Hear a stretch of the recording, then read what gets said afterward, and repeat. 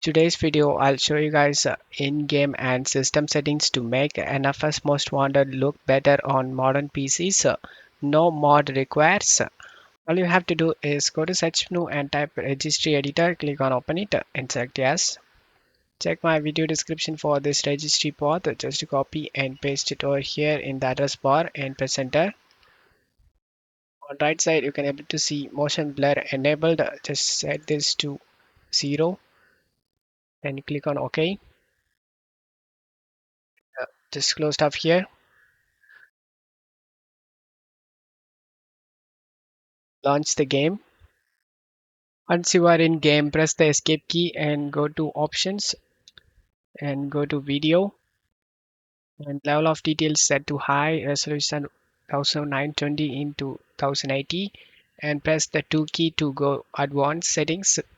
Full screen anti-aliasing set to max, texture filtering max, VSync off if you want, or make it as on. World of level details full, shadow details full, choreography reflections high, reflection update rate, rain effect off.